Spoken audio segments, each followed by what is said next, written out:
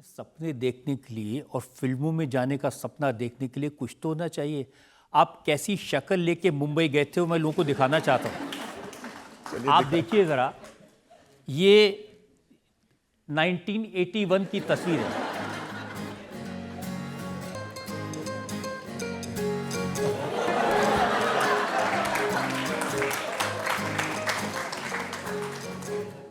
अब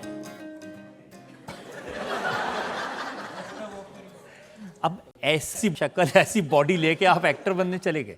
हाँ, ये तो मैं इसमें मैं चोर लग रहा हूँ। ऐसा लगता है कि ये चोरी करके भागा है।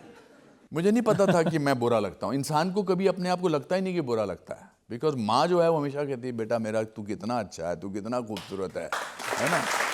तो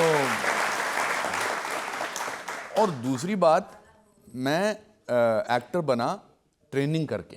मैंने 4 साल की ट्रेनिंग की थी और ट्रेनिंग में सिखाया जाता था कि अगर आप एक्टर अच्छे हैं तो आपको काम मिलेगा। वो बात अलग है कि जब मैं, ये तो आपको बड़ी डिग्निफाइड बॉल्ड लुक लग रही है, ये बॉल्ड लुक नहीं, ये शेप्ड लुक है।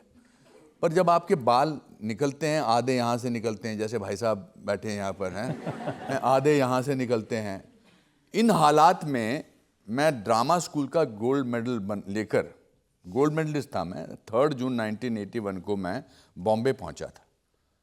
तो मुझे लगता था कि मेरे पास गोल्ड मेडल है, मुझे काम देंगे। लेकिन जब मैं जाता था लोगों के पास काम मांगने, वो कहते थे बाल तो है नहीं, आपको काम कैसे दे दें, आप गोल्ड मेडलिस्ट हैं। अच्छा, आप एनएफडीसी से हैं, एनडीपीसी से हैं, एनएसडी को कोई जानता नहीं था। मगर तकलीफ भी होती थी। कोई लोग बोलते थे कि आप एक काम करिए, आप राइटर बन जाइए, आप असिस्टेंट बन जाइए, बाल नहीं है आपके। बाल बहुत इंपॉर्टेंट थे। आप गोल्ड मेडल दिखाते थे, वो बाल देखते थे। करेक्ट, करेक्ट, बिल्कुल।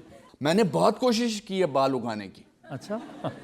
मैंने वो रीठे में दही डालकर मैंने जमीन के अंदर रखा है। एक और मैंने तरीका किया था। मुझे किसी ने कहा कि अगर आप ऊंट का सुसु लगाओ सच है, तो मैं जुहू बीच पे चला जाता था। मुझे क्या पता ऊंट 3-4 दिन लेता है सुसु करने में।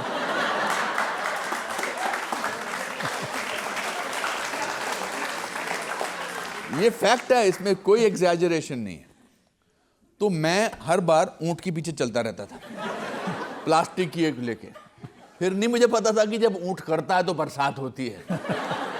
मगर कुछ नहीं हुआ। मैं तिब्बतियन ये लगाया, कुछ नहीं लगाया। फिर मगर इसके बावजूद मेरे बाल ना होने की वजह से ही भट्ट साहब को मैं सारांश के लिए मिला। तो जो नहीं होता है वो होता है। मैंने सुना कि जब आप ऑडिशन देने जाते थे तो अपने एक चाचा जी की नकल करते थे। वो चाचा जी जो हर चीज में फेल थे। मेरे चाचा जी थे द्वारकानाथ जी, वो 8वीं क्लास में 7 बार फेल हुए थे।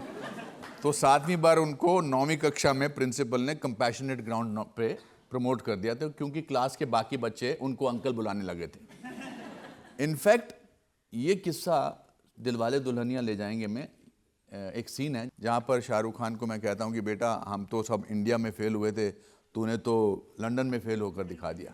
तो जब मैं सेट पर गया लंदन में, तो वहाँ जो तस्वीरें लगी थी, मैंने कहा यश जी मैं अपने असली रिश्तेदारों का फ़ोटो लगा सकता हूँ यहाँ पर, क्योंकि उन सब की क्वालिफिकेशन ऐसी है जैसी आपने यहाँ लगाई है। तो उन्होंने कहा मैनू की फ़र्क पैंदा, हाँ लगा दो।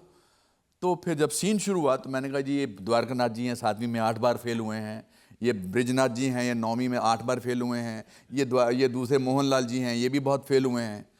तो जब फिल्म रिलीज़ होने पे आ गई तो मैंने रियलाइज़ किया मर गया, ये तो मैंने सारे रिश्तेदारों की बेइज्जती कर दी है, चाचाओं की। तो मैं क्या करूं? तो मैंने सबको चिट्ठी लिखी, चाचा जी सॉरी माफ़ कर देना, मैंने आपका नाम लिया है, प्लीज़ प्लीज़ प्लीज़ सॉरी, मुझे माफ़ कर देना। जब फिल्म रिलीज़ हुई सब ने मुझे चिट्ठी लिखी, थैंक यू यार बेटा तूने हमको फेमस कर दिया।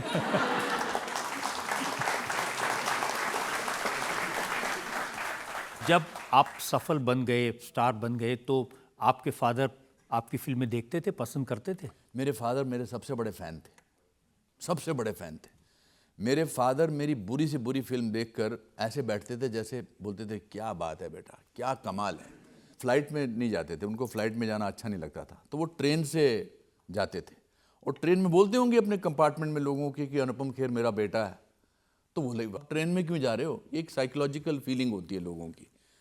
तो मुझे रात को 2-2:30 बजे फ़ोन आता था पिताजी का, यार ये बिट्टू, मेरा घर का नाम बिट्टू है, यार ये बिट्टू, ये मेरे साथ मल्होत्रा साहब बैठे हैं, ये यकीन ही नहीं कर रहे तू मेरा बेटा है, तू बात कर। बात करूं अभी? हाँ जी कौन बोल रहा है? मैंने कहा अनुपम खेर। हमें कैसे पता? डायलॉग सुनाओ।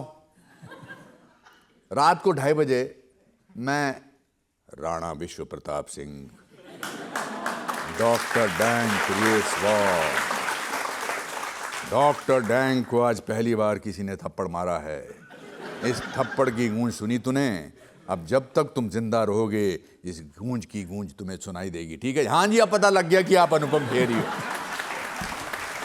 मेरे फादर के पास एक संदूक था, उस संदूक में किसी को इजाजत नहीं थी कि वो संदूक देखें।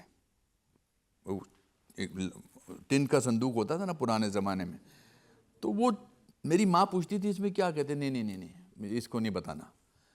फिर जब उनकी मृत्यु हुई 10 फरवरी 2012 को, तो हमने डिसाइड किया कि अब इस संदूक का क्या करना है।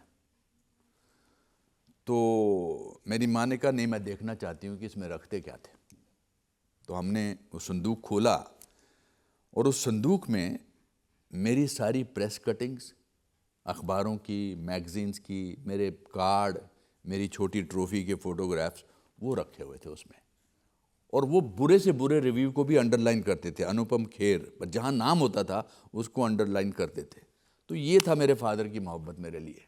मैं क्या बोलूँ।